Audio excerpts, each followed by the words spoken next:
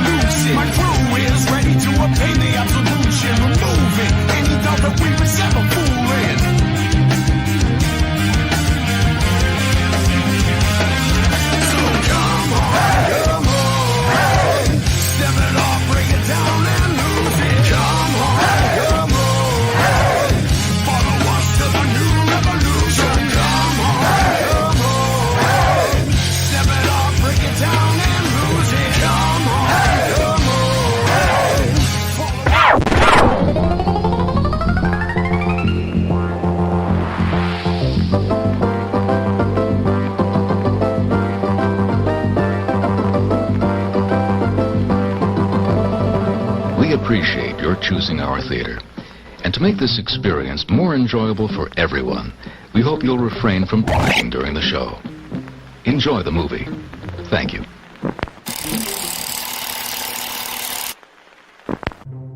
Everyone thinks because you're a zombie, you don't know good coffee.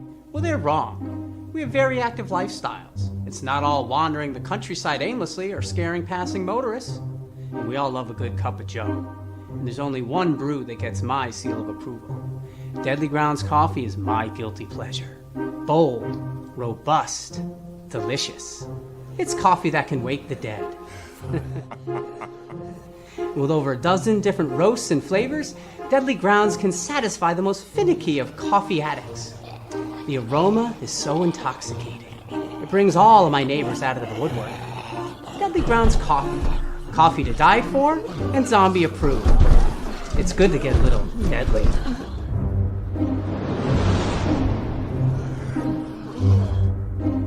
Use the front door! Oh, they're so disgusting.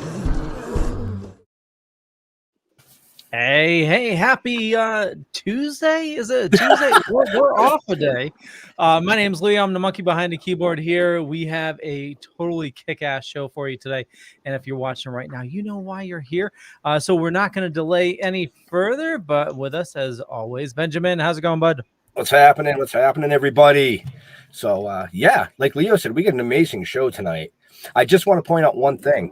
We've had a ton of shows over 3 years from all different types of industries, but this is the first time that we've actually had a guest that's been in every one of those industries.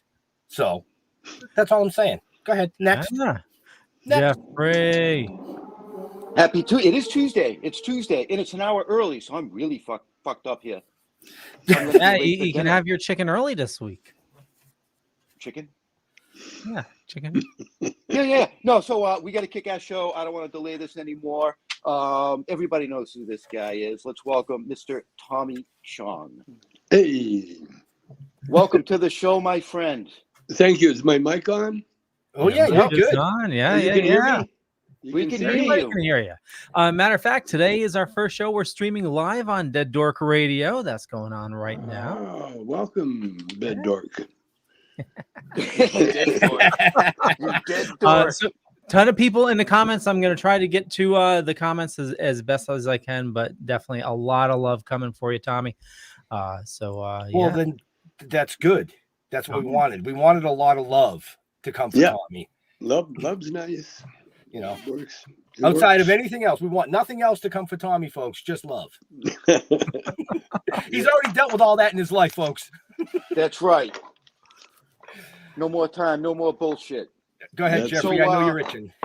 No. I just want to say, everybody knows you for obviously Up in Smoke and the movies that really put you on the map. But I think tonight, we're going to touch on that a little bit, but there's a lot of other stuff that we're going to hit you with too. Absolutely. You know what I mean? You gonna go for it? You letting me go? Well, I tried to find it. I couldn't find it. I want to know what the B stands for in the middle of your name. Which one? The B. Oh, my full name, Thomas B. Kin Chong. Yes. What's the B stand for? It was Chinese, and I'm guessing it was a Chinese uncle that tacked it in there. He also gave me my Chinese name. He wrote it on on the birth certificate. I think the B. No, I'm guessing because it wasn't talked about at all in the family. I was the second child, and so I was like in the middle. Right. In a lot of ways, I was an only child. So you were the B kid. Yeah, and B, I think, stands for Bing, B-I-N-G. But my mother didn't want me to be teased, at school or anything. So she, instead of Bing, that would have caused a lot of mess. So she just put a B period. And my wife now, my present wife, Shelby, when I first met her, she was the first girl I ever met that loved my middle name. Very cool. Yeah. Nice. Well, I'm gonna use the B as for Bong, Thomas Bong Chong. That's what I'm gonna go Oh, with. Bong. Okay, that works. That's what I'm gonna go. That's what I'm gonna use. I like that. Yeah, Thomas Bong Chong. Right? Bong Now Chong. it sounds Chinese to me. It is Chinese. Well, the bong is a Chinese word for water pipe. Right. Yeah, that's all. Look at that. Even my wife's joining us from work. Oh, cool. So this is a good show when that happens. So yeah, when your wife pays attention, right? I'm going to twist that and take the must B be onto something. and spin this all the way back to the early days. You started playing guitar. You were in bands. I want to know a little bit about Too Much Monkey Business and something called Blue Balls. Oh. Well, Too Much Monkey Business is a song that we recorded because we won a contest at a teen fair in that had to be Vancouver. It was in Vancouver, Yep. and we won the Battle of the Bands, and the prize was a recording contract with RCA Victor Studios. Only trouble is they never had a studio in Vancouver, and so the promoter of the teen fair, who was paying off the prize, found a radio station where we could record if we stayed in the hallway. We put the mics in the hallway, and then we'll record this there, and that was our studio. And Tommy sang the song Too Much Monkey Business, but it was written by Chuck Berry. Now the other side was a thing called Junior's Jerk. Yep. But I wrote that one, and I played. That was, well, we never knew we had to have a B side. We just had an A side, and then they said, well, we need a B side, so I made it up on the spot. It was a song that I'd been playing at dances when it was instrumental time, but that was back in the day. Oh yeah. And then, like I said, that was the first part of the question. The second part was I want to know more about blue balls.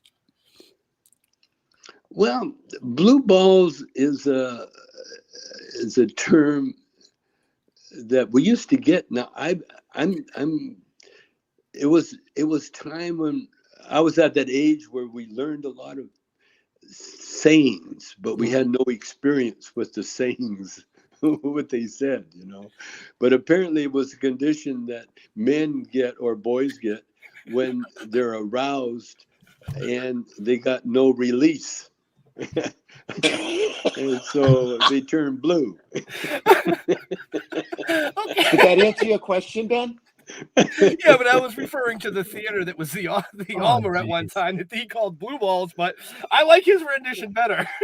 Right? Because I'm pretty sure that's what it means. Well, we sell, or someone sells a license plate from the movie, Up in Smoke movie. Yeah. And the license plate reads Muff Diver. and it's a biggest seller, and we have to autograph them. and I'm positive that not too many people really know what Muff Diver means. Oh, I think you'd be surprised, but in today's world, there's not a lot of muff. Right? No. Unfortunately. I mean, that's the last I heard. You see how fast the show was derailed, right? Yeah. Oh, It yeah. was me that derailed it this time, not Jeff. Yeah. I just wanted to give a shout out real quick to our guest from last night who knows you, Tommy. Actually, you and him worked together when you first started out. It was Murray Langston, the unknown comic. Murray? Is he still alive? Oh, yeah. He said you, him, and Cheech worked at Canopo's. Yep. We and sure then did. After that, you worked with, you left there to go to Red Fox's place? Well, we actually started in Red Fox's club, and then we ended up at Canopo's and all the places that work, and the Troubadour, and then finally we got discovered. But yeah, Murray was part of the gang. There was like a tribe of comedians going from club to club and venue to venue, and just anything to get on stage, and that was us. Murray was part of the gang. It was a nice gang. It was they're all cool people. Very cool. Doing nothing but going out to make people laugh. Right. Yeah. And trying to get that stage time, trying to, performing anywhere, any time for anybody, a lot of fun. Well, he wanted to say hi and send his love. Good. Well, I'm glad he's still alive, and he's a very funny guy. Yes, And, yes, he is. Yeah, very funny, very funny. So, So go ahead. go You ahead, want to Ben. go? You sure? No, go ahead. Yeah, I was go just ahead. going to bring it up a little bit. That's all. Go ahead. You sure? Yep. Am I stepping on your toes? No, I'm just kidding. So keeping with the music part of things, just real quick, you co-wrote and performed on a lot of the Cheech and Chong albums, and you actually were nominated for a Grammy Award for Best Comedy Album. Yeah. How was that? How was that type of a feeling? It was beautiful. I mean, but it wasn't. Yeah, I mean, like, we're the jack of all trades, and we've been trying them all until we found one that worked.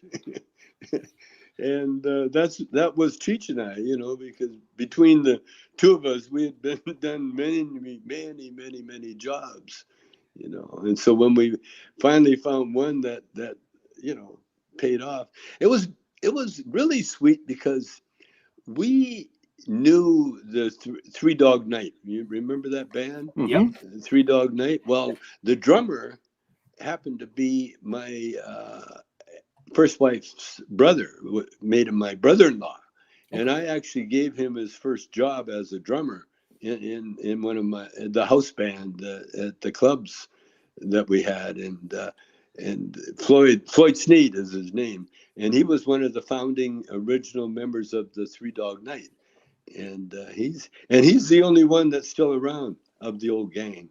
Wow. So big shout out to Floyd. Wow. Awesome. That's actually awesome. Ties things right up. Yeah. It goes full circle. I mean, I grew up listening to Three Dog Night, listening to you guys and all this kind of stuff, But yeah, nominated for 6 Grammys actually. Yep. In total, right? What's that? Yeah. You nominated for 6, winner of 1. That was in '74, right? What album was that for? I think either Los Cochinos or I forget. Yeah, I forget Los which one. Cochinos. Yeah, it was Los Cochinos. I think it was Los Cochinos. Yeah. Two Yep, dirty that was a guys. quiz. You passed. Yeah, it was a quiz guys. you passed. It's really him, folks. No, that was quite a while ago, man. I'll tell you the most fun we had because of my connection with the Three Dog Night. When we came down to Hollywood, we contacted, Floyd and everybody, and we went to a couple of their recording sessions and got to know the management, Three Dog Night management. And so they wanted to manage us. They were like our first managers, but they were a music gang, and they had no idea of the comedy. So it was like management in name only. Like if we needed to drop a name, they were there. And then Cheech and I would go from gig to gig on our little scooter. And so I thought, I'm going to ask the management to help me buy a car so we can, take the job a little more serious. And Three Dog Night, instead of giving me $500 for a car, which I asked for, they handed me the contract and said, see you later. And we said, okay. So it was a nice, clean split. And then the next time we saw them was in the elevator at the Grammy at the Shriner Auditorium, where they were handing out Grammys. And we had been nominated for our first Grammy, along with the Three Dog Night. They were nominated for a Grammy too. And so we met our ex-managers in the elevator going up to see who won the Grammy. That's pretty cool. Wow. Wow. So you're a writer, you're a producer, you're a director, you're a voice actor, you're a comedian. What the Guitar fuck else player, do you do? Guitar player, musician, cannabis advocate. Hell of a good husband. Oh, one of the best husbands on the planet. Right on. Yep, I am. See, my deafness helps in a marriage.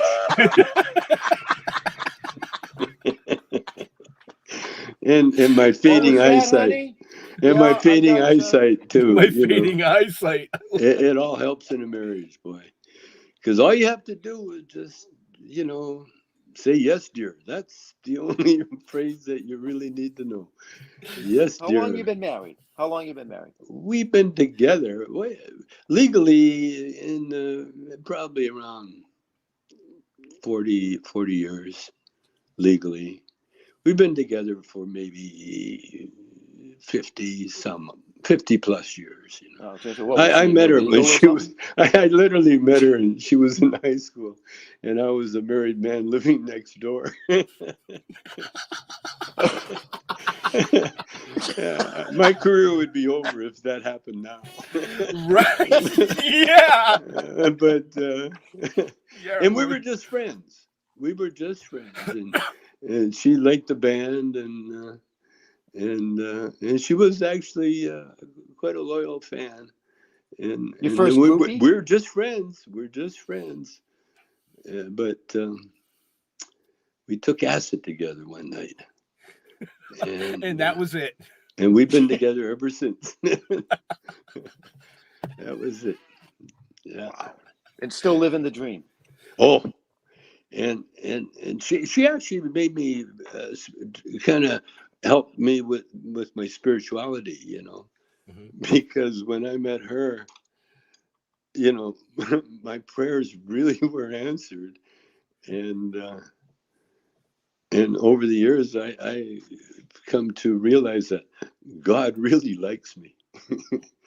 He thinks I'm the best, man. I thought it might have been because she screams, "Oh God," a lot. Yeah.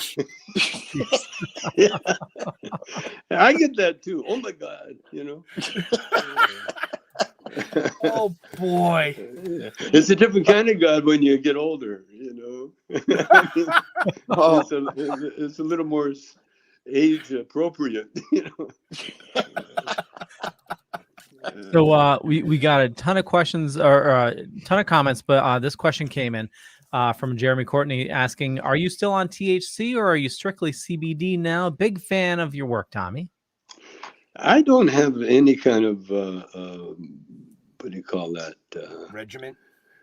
No, willpower to really know or care what I'm doing.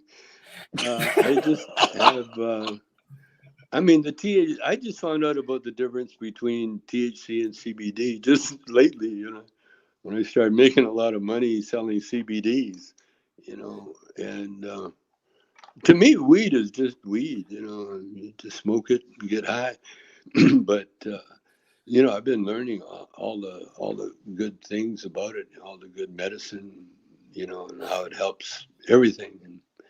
And I'm just glad I lucked into the right things. Like I said, God really likes me, man. I would say so, yeah. Weed is really our connection to God. In the Bible, it said, you know, Moses talked to the burning bush.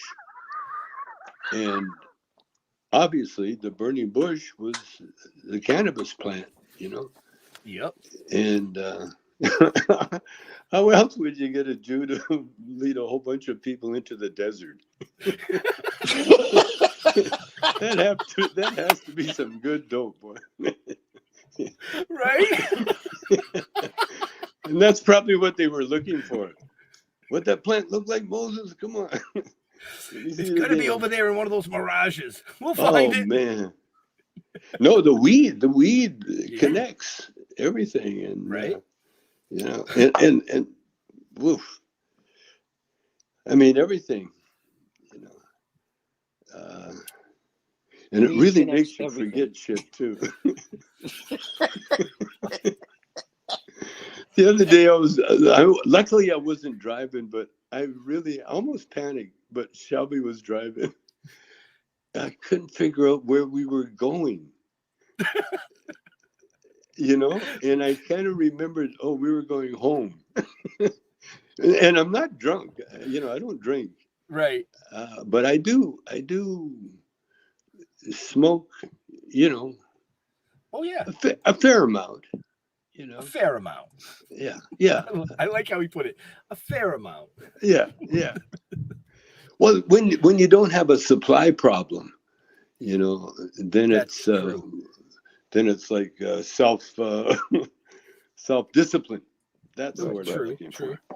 Now, are you do you do edibles at all, or are you strictly? Yeah, sometimes on purpose too.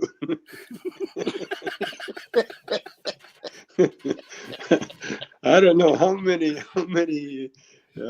weekends I sort of stayed in bed from saying I don't think I took enough.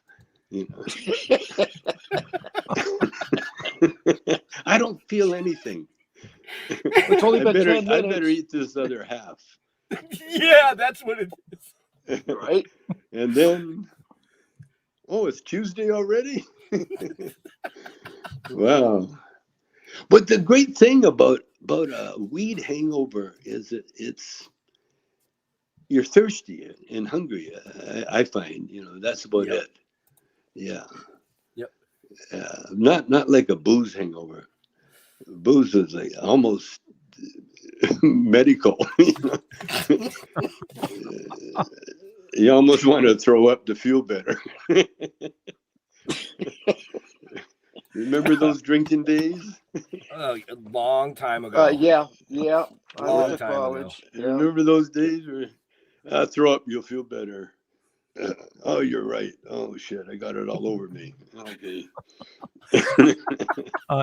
Speaking of smoking, so I read 3 years ago on your bucket list, you've smoked with all the Beatles except for Paul.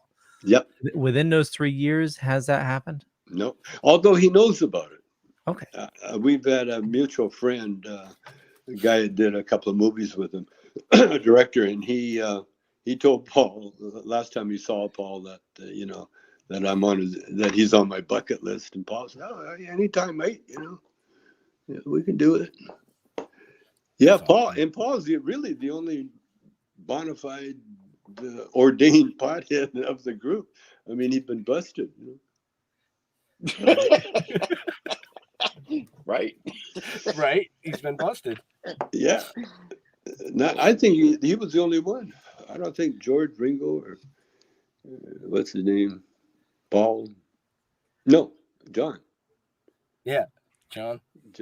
I came very close to smoking with John, but he was having immigration problems, and he didn't want to get high at that time. Right. Yeah, that was nice. And Ringo, I don't think Ringo ever did smoke pot. I think he was just a boozer, Billy's asking, how was your experience on The Masked Singer? Mixed. It was very mixed. I mean, I don't like wearing a mask at the best of times, and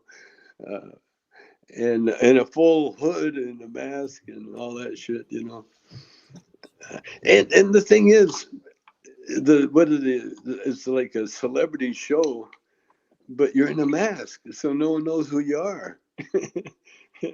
And so I felt like Hannibal Lecter, because I was hearing shit. You had to be hidden when you drive to the show, and no one can see you, and they wheel you in the back entrance. Okay, dog, shut up. What are you doing? What are you barking? What, do you have a bad dream or something? Where do you go? Oh, he's gone. Oh, someone must be home. Well, I guess it's Paris, my son. Oh, cool. Were we talking about anything significant? Not really. You were talking about how it was being on The Masked Singer. Oh, The Masked Singer. Yeah. I liked it when they discovered me, okay, on mask. Oh, thank God. It was a lot of work. I had to learn how to sing, You couldn't smoke under the mask either.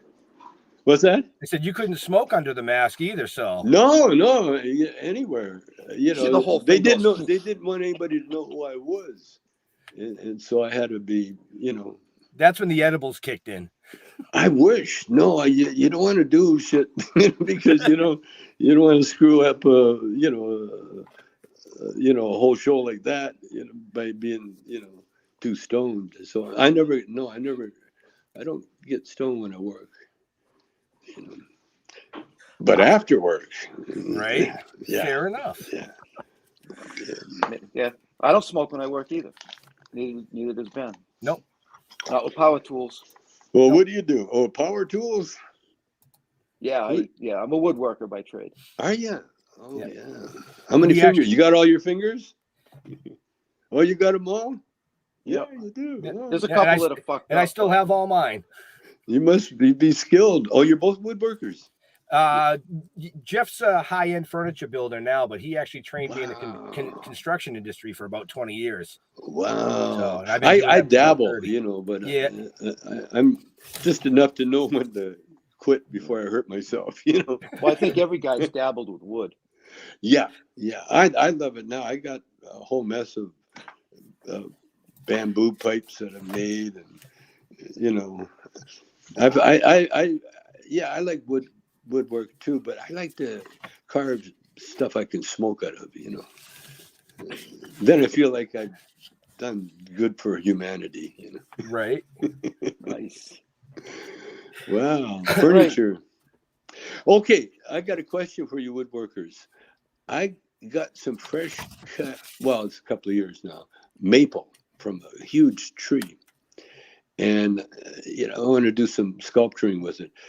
But it got infected with some kind of bug that's eating, or some tiny little microscopic bug that's eating it around the edges.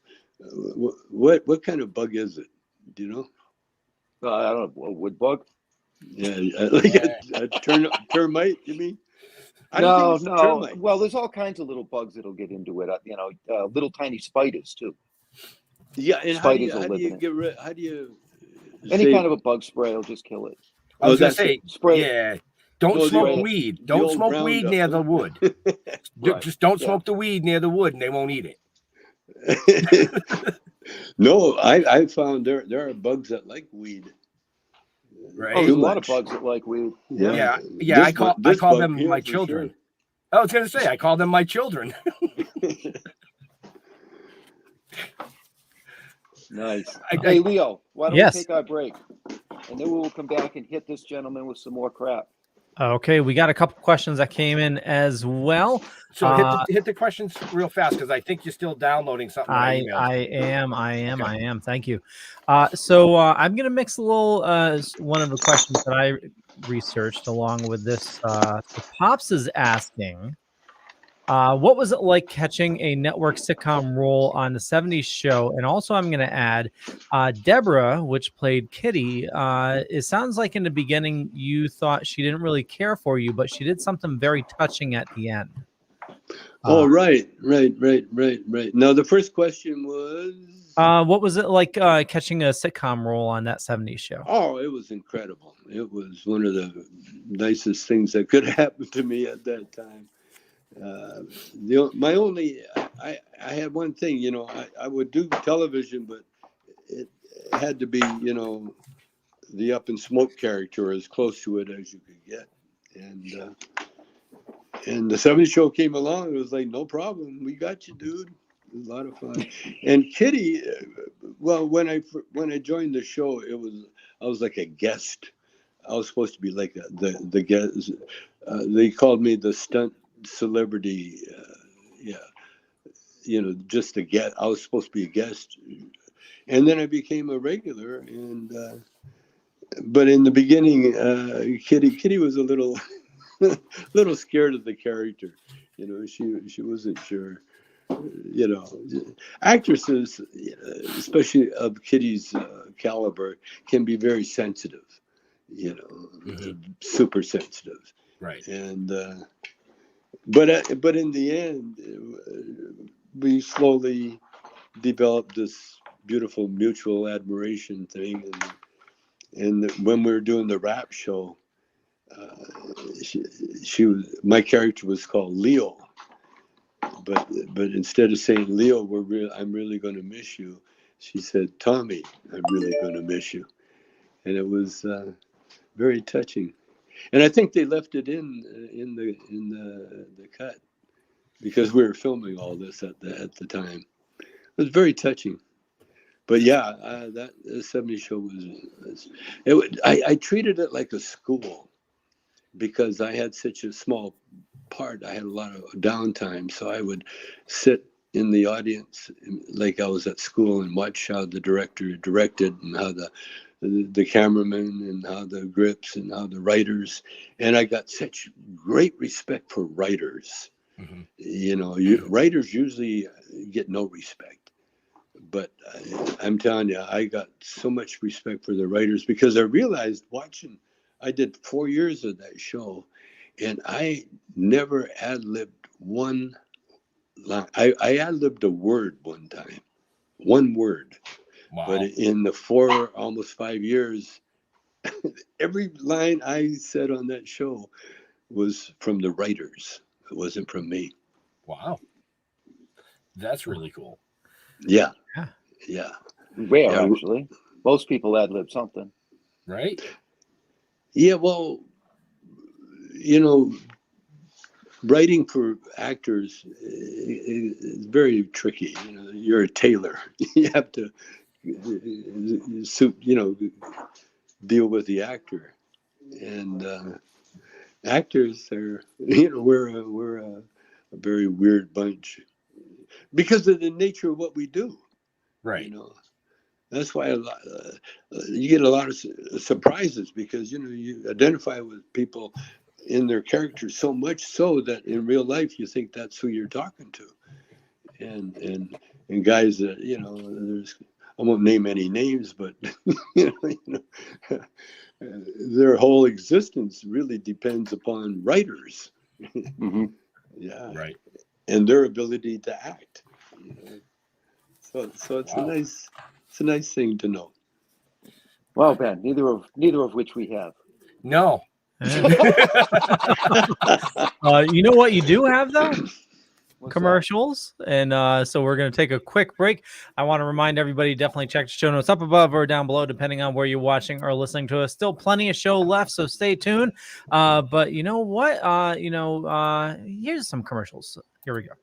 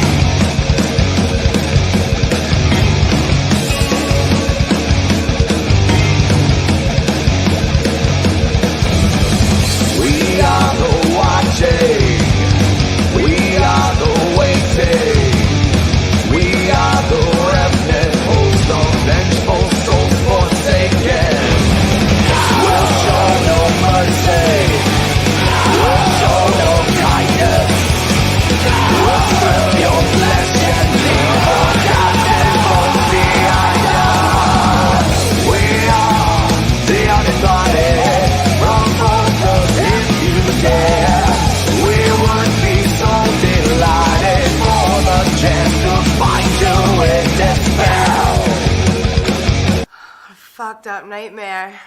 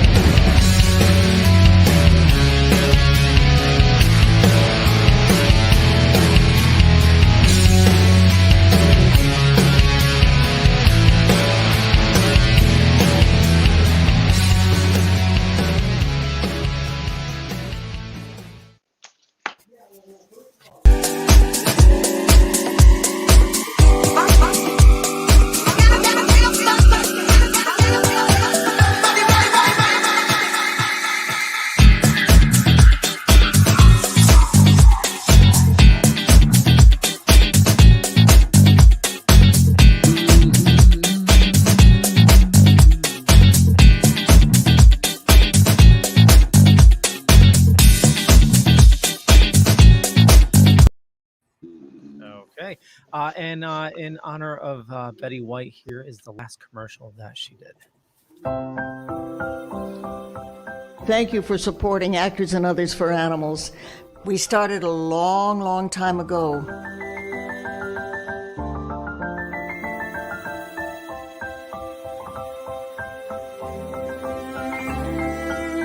So when you find an organization like Actors and Others for Animals, it sort of unites all of those of us who want to pay back something for all the joy we get out of animals. Please keep up the good work. Believe me, it's deeply appreciated. Thank you for sitting through all those, and we're back to the show. Right, gentlemen? We put you to sleep, Tommy? What's that? Did we put you to sleep? No, not totally. in a trance. You put me in a trance state. See, that was the commercial break so that you could roll a joint. Oh, I got them all rolled, man. I'm all ready. This could be my safe room, my safe house. Yep. I could be under here for at least, I need water. That's all. No, I got water. I'm good for a couple of days anyway.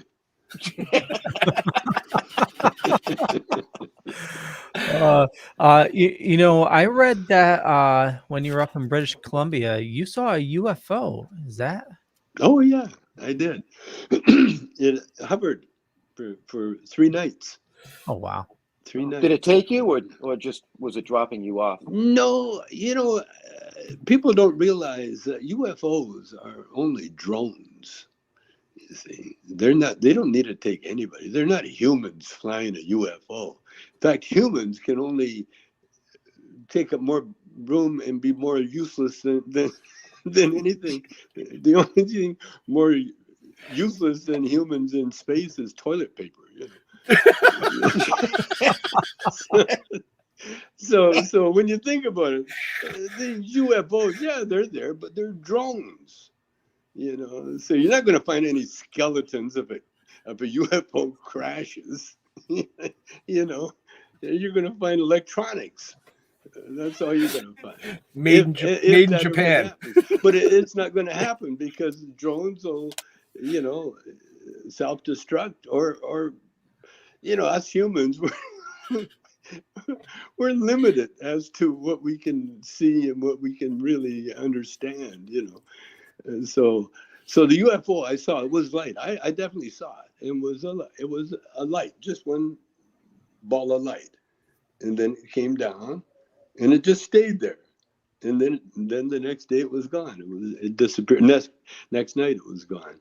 Now, but I've been laying on my roof in Calgary. I found out that Calgary has the clearest skies almost in North America.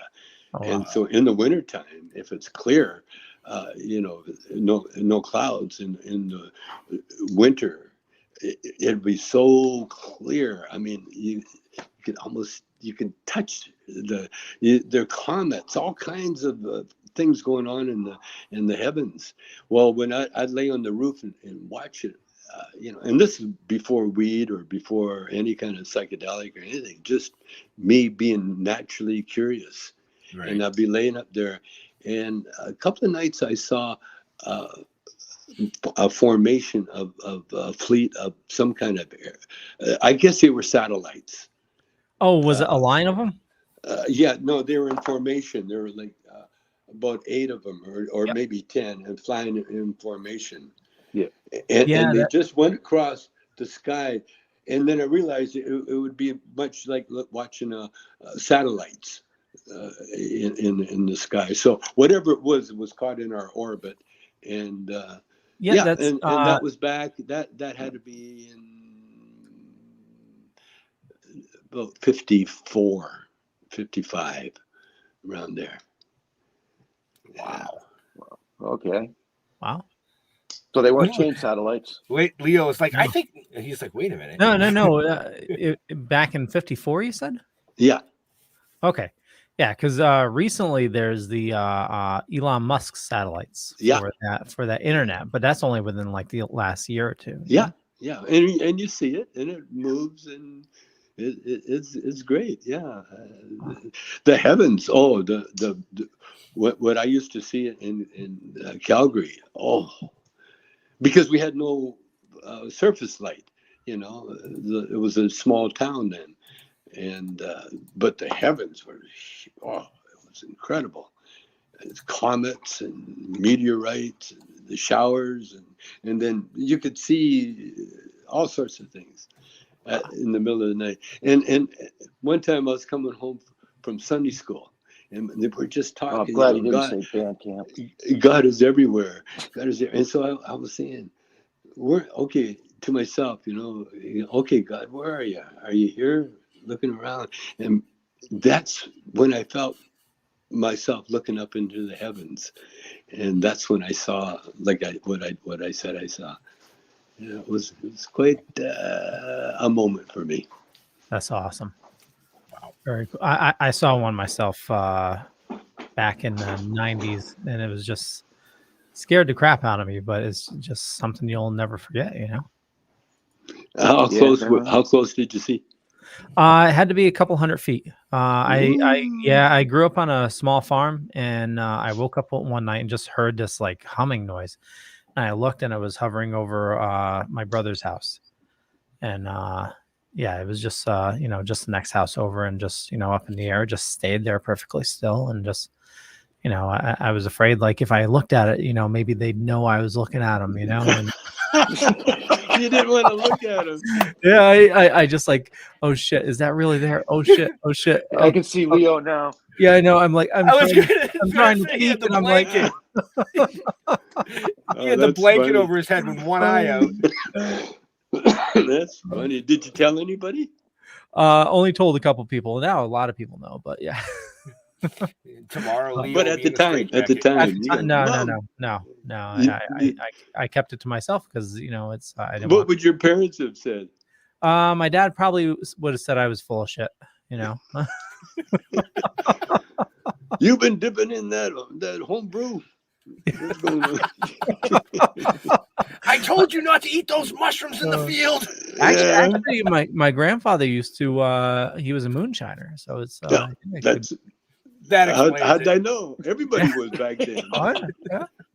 Yeah, you know, alcohol played a huge part in America. You know that the Johnny Appleseed.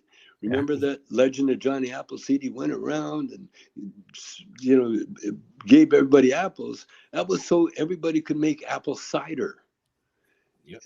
Because no one trusted water, because they came from Europe, and the water in Europe would kill you. Parts of it, especially the cities and that. So they had that myth that the water was tainted somehow. And so everybody had to grow apple cider. And that's why Johnny Appleseed was so popular. Oh, wow. Alcohol. Alcohol, he says. So I had a question for you. You did some voice acting, too. Did you enjoy that? The voice? Yeah, the voice acting. Yeah. That's fun, man. That's a lot of fun. It's good. The better... The more you do it, the better you get at it, But it's so, the whole industry, it's just such a joy to be in it. I mean, doesn't matter what you're doing. You're part of this creation, this whole creative world is so beautiful because you're stockpiling dreams and, right. Entertainment. It's such a good life. I can't believe it. See? And then it goes quiet. Really? And it goes quiet. I got a bunch of questions. If you want me to go ahead, I'm enjoying you. I'm just enjoying it. Go ahead. Well, just to get this dork question out of the way, I knew you had one of those. That's why I only have one. I only have one because I just. But it's in 20. But it's in 27 parts. That's an annoying dork move.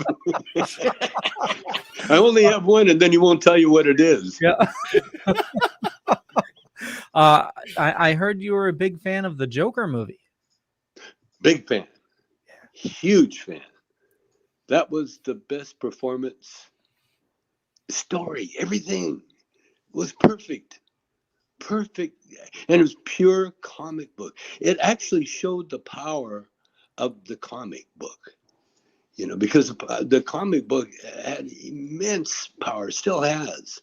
Right. But because we're in a different, what we're seeing right now is like television comic, because that's what they did back then. But what the Joker did as a comic book, they went inside, so deep inside, that you got this guy that was a killer as a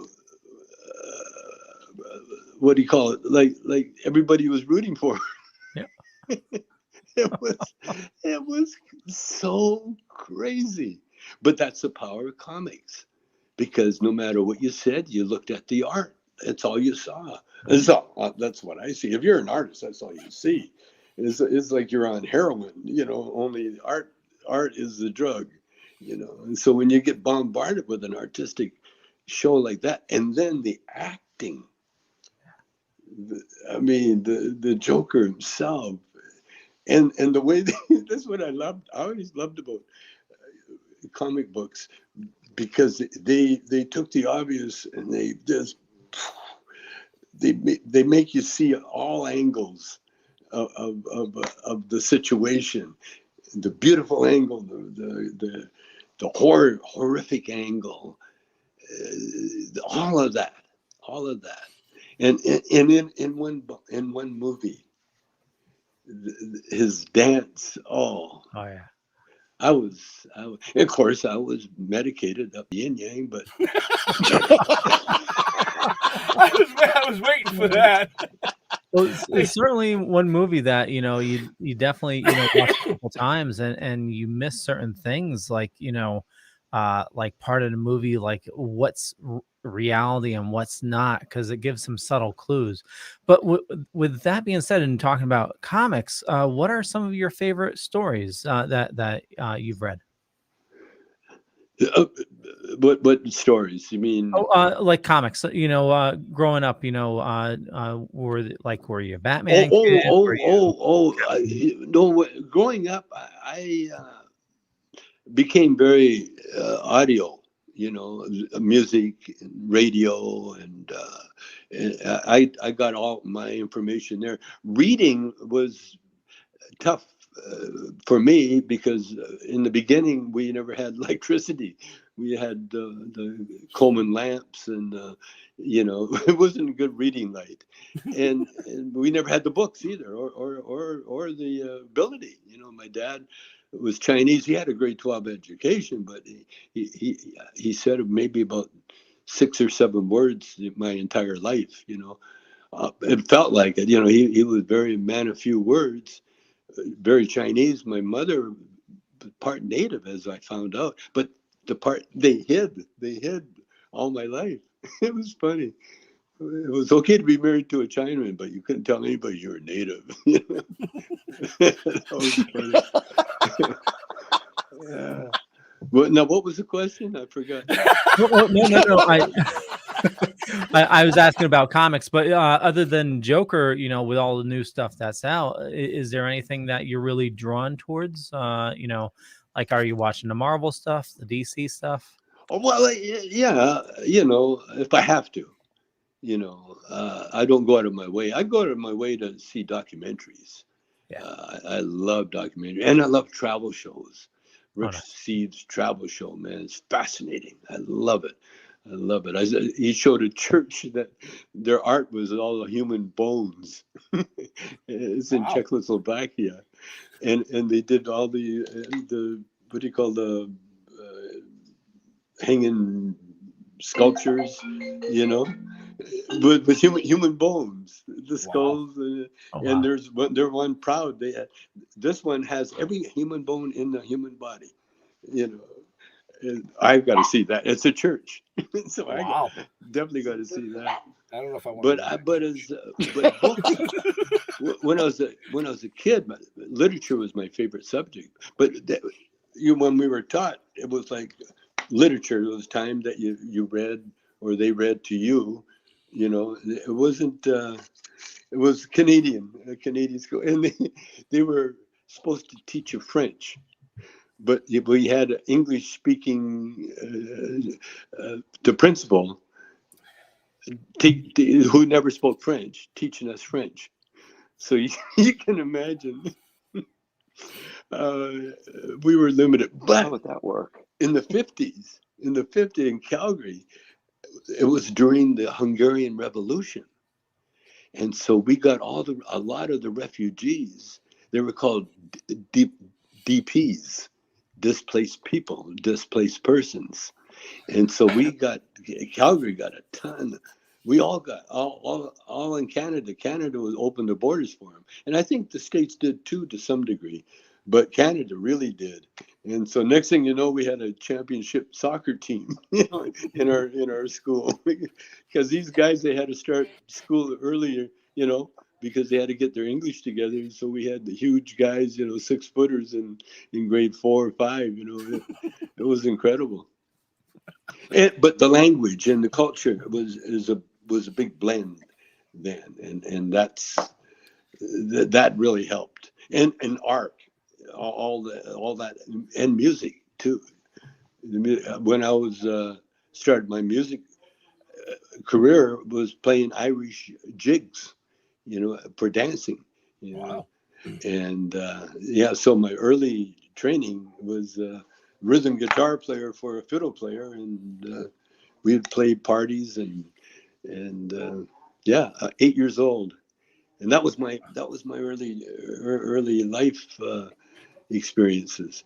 Because back then, if you were 8 years old and lived like anywhere in the country, you were like considered an adult, you know, because you had the strength.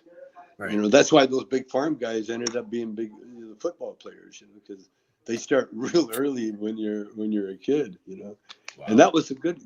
There's all sorts of really good things that happened, you know, in my life growing up that gave me the stamina, you know, to do what we did, you know. And same as Cheech. Cheech had the same upbringing. You know, Cheech's dad was a LAPD, mm-hmm. but he was Mexican, so they laid patio on the weekends.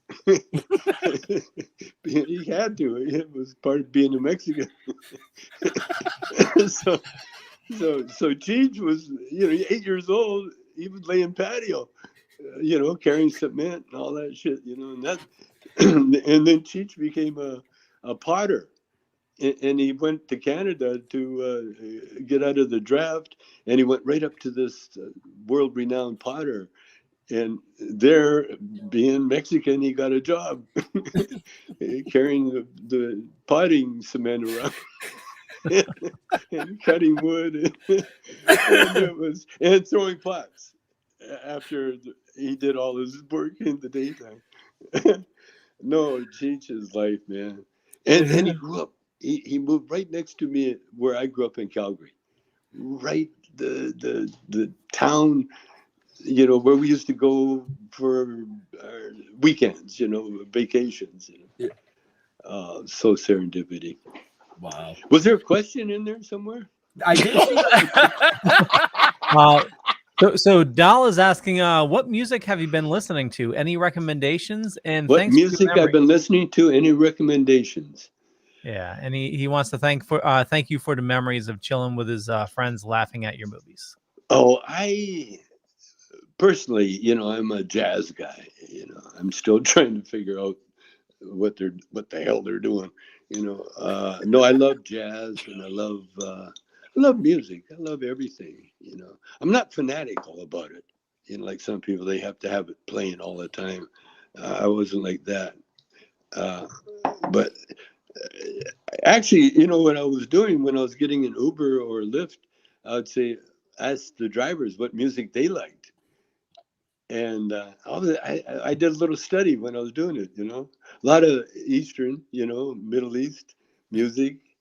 And And then I turned them on to jazz. I turned them all on to jazz, and they're cool. Yeah. That's if I gotta listen to anything, it'll be jazz. So to all you Uber drivers, if Mr. Chong reaches out for an Uber, you best be playing jazz. Just saying. If he says, "What kind of music do you like?" It's jazz. It will reflect in your tip. I asked them. Right. That's cool. I love Uber and Lyft because you get so intelligent people driving you. A lot of teachers, school teachers. And I had she was a math teacher. Yeah. And we had I learned a lot about math, the history. So I know there was a couple other questions that I saw pop up in there, Leo. Yeah, Jeremy's asking, is there anyone you still want to work with that you haven't had a chance to? Yeah, there was. I'm trying to think of who it was. It was like, oh man, he'd be perfect in a Cheech Chong movie. God, I can't think of who it was. That's the way my memory is nowadays. It'll come eventually. It'll come to him. So Pops Van Circle it around. Yeah, Pops Van Zandt actually had a question too. That was a couple before. I think it was right before that. No. Okay. No, right above Jeremy's. Who wrote the John Hancock building skit? John Hancock. Well, Cheech and I wrote it all. We happened we happened to be facing it in our hotel, looking out as we were recording, because when we signed up with Lou Adler, he was the recorder, the guy that owned the record company. He would send crews out to wherever we were, and with the tape recorder, and we would sit and record. And so we're sitting there looking at the John Hancock building. It was a combination. I'm not sure who started it, but it was like it's when we do the advertising for jumping off the Hancock building. Easy diving boards, Such sick humor. It was sick. Very sick humor. But it made us laugh. If it was sick enough to make us laugh, then we would share it with the world. Which would make us laugh. Yeah, right? Yeah. So it worked. Oh my God. Yeah. I loved it. I loved the fact that we made Catholics, call their teacher Sister Mary Elephant. Sister Mary Elephant. I can hear it in my ear right now. The screaming of class. Class. See what we did. My kids, my older daughters, they were teens when we did the records, and they were in school, and so both of them would contribute unknowingly. They would tell me something that would resonate. And Cheech has got such a great memory, and he remembers his childhood, and his childhood was so funny. It was like sitcom gold, Right. And that's really what Up in Smoke was, Cheech's part, It was definitely gold. I can say that. Yeah, it was all of them. It wasn't just that. I think it was every single one of the movies that you guys did. Yeah, had something unique about it. Yep. That it connected with so many people. Yeah, I was definitely one of them. I was probably heavily medicated at the time when I watched it, but well, that really helped. It wasn't necessary, oh yeah, but it definitely helped. I was able to follow the story better. Right. It made more sense. Right. So I know I saw another one that was back here from Super Retro somewhere, Leo. Oh yeah. So we're getting close to that time, so I want to make sure that. Yep. Did you have a hard time coming up with the concept of Cheech and Chong mobile game? The mobile games? Well, we haven't come up with any concept. At least I haven't. Bud Farm. You have one. The Bud Farm? Yeah. That's a mobile game. It's a farm. How can it be mobile? Oh, we're killing it on mobile. That's my son telling me, but I don't know. And that's his job anyway. My job is to get high and be funny. Right? You do that well. You remember all the other shit, I guess. I don't know. Yeah, we got a mobile game, the Bud Farm, Cheech Chong Bud Farm. And yeah, that was fun. You know. He's like, you have a mobile game. I love it. You got anything in the works now? Are you working on anything new now? Always, but nothing of that caliber, you know. There's a documentary that's being fine-tuned as we talk. And then we got a few paths that we're going to wander down and see what's there, you know. I've got some ideas, but I'm not going to divulge. Well, I'm not going to until they get closer to reality, because you got to be careful now. Oh yeah, you do. Yeah. You get ripped off just thinking about shit. You know. Yeah. Hey, I was thinking about that.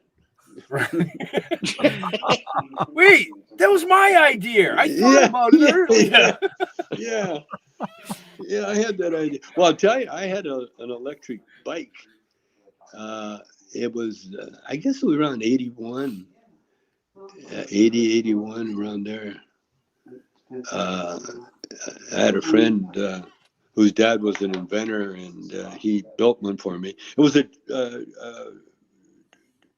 tricycle, you know, and big ass battery in the back where you carry shit. Big ass battery, and it hooked it up, and boom, it worked. But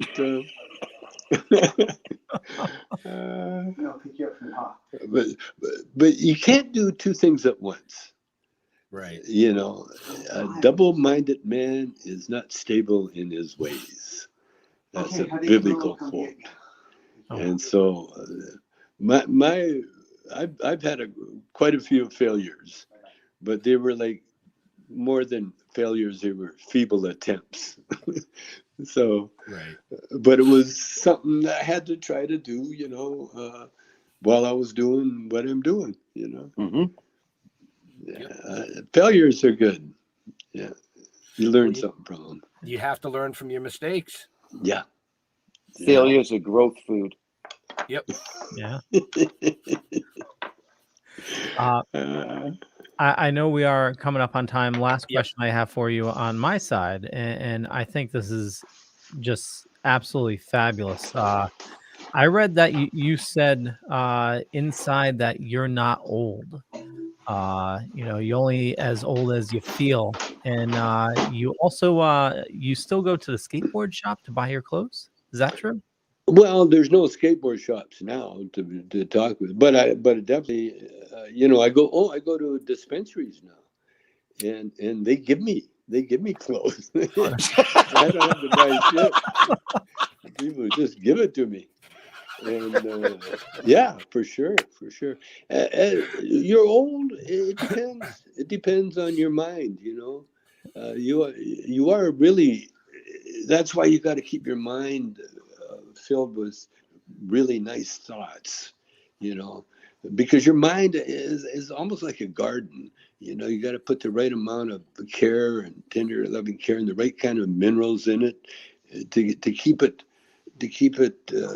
flexible and growing, you know, eager, fed with That's good where things. THC and CBD come in.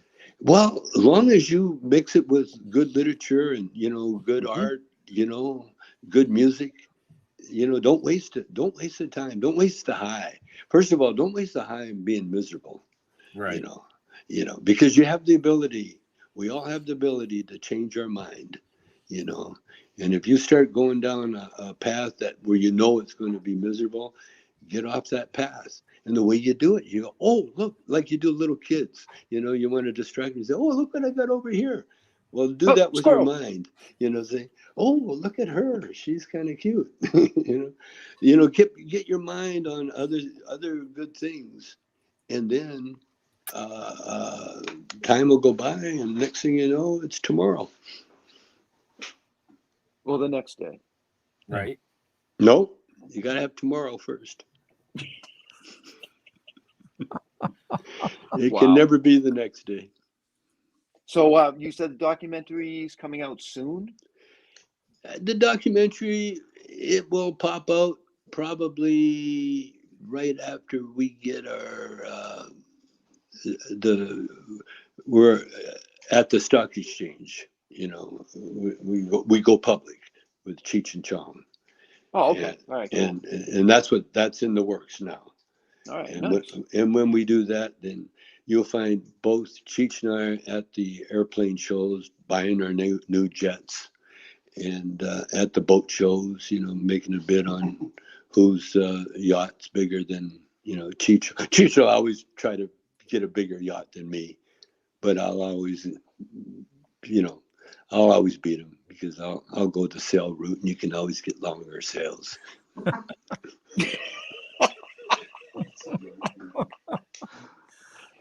Wow. This has been such a pleasure and an honor to have you chat with us.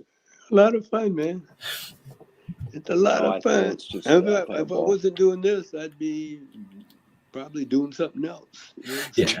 I know there's a lot of people watching, and a lot of people that wanted to know more about other things that happened in your life, but they can go listen to any other broadcast or podcast show and learn about that part of life. Yeah, well, we also didn't want to ask questions that have been asked a million times before. It's just right. You did good. You did really good. They're all kind of new questions. I crack up at the ones that listen to me at one podcast and then write down almost the exact stuff that they just heard, and then ask me again. And it's almost like a test. Do they want to hear the same thing, or am I going to change it up a bit? Or do I play that? And now Cheech and I are doing shows together, and, right. And Cheech and I forever would communicate through the press. Whenever we did a meeting like this here, then that was usually the only time Cheech and I talked to each other. And so we would have a little visit, and we were doing that, having our little visit. It was great. It was all good. And our thing, what sold out, Paris? NFTs. Our NFTs sold out. We were on earlier today, and they sold out. Yeah, how many actually, did they sell? Over 10,000. Over 10,000. Wow! NFTs. Congratulations. Wow. Yeah. But I can't talk about the money. No. We never talk about money or politics or religion. Yeah, I was going to bring, when you said that, my first thought was, oh.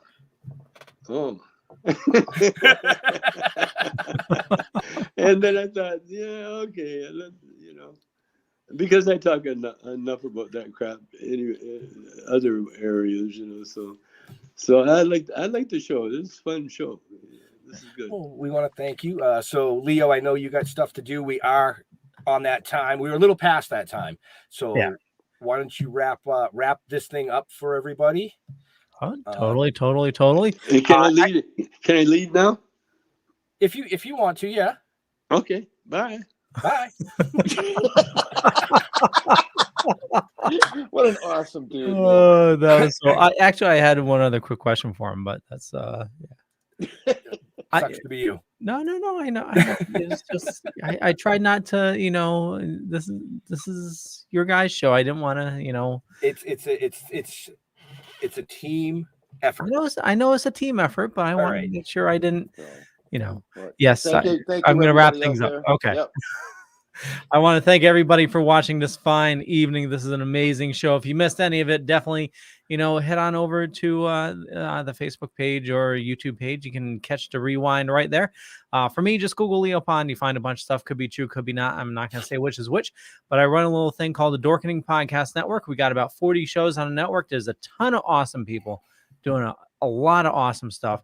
And we just launched Dead Dork Radio. You can find out more in the show notes up above or down below. Benjamin, well, actually, no, we do Jeffrey. Well, you see, you're all screwed up because the guest left. I know. Yeah. So basically what you do is you say, as far as the guest, you can check the show notes up above or down below or wherever the hell they might be, where you may be. And that's how he interacts with his fans, because that's how we got the notes. Yeah. Back to you. Jeffrey.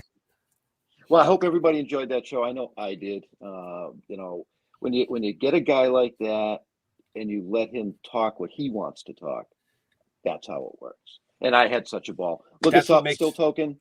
.com, Facebook, Toking with the Dead. I don't know the other ones, but there's links all over the place so you can find us. Right. And I'm going to say the same thing as Jeff. We could have touched on so many other aspects, from being imprisoned for cannabis and a lot of things to do with cannabis, but he does get those questions on a regular basis. So they're on a ton of other podcasts if that's really what you want to know. I think this was a blast, having him here. But to all our veterans and first responders, thank you for doing what you do so people like us can do what we do. We're out of here. We'll see you next week. We'll be back on Wednesday night with CJ Ramon from the CJ Ramon. Yep. So we're doing another show this week? Next week. No, next Wednesday. Oh, next week. Okay. Holy, did you see him bug out, ladies and gentlemen? He was like, wait, what? No. Next week. We're going to tell you about that tomorrow, Leo. 10 minutes before showtime. Yeah. Stay safe. We'll see you next week. Bye.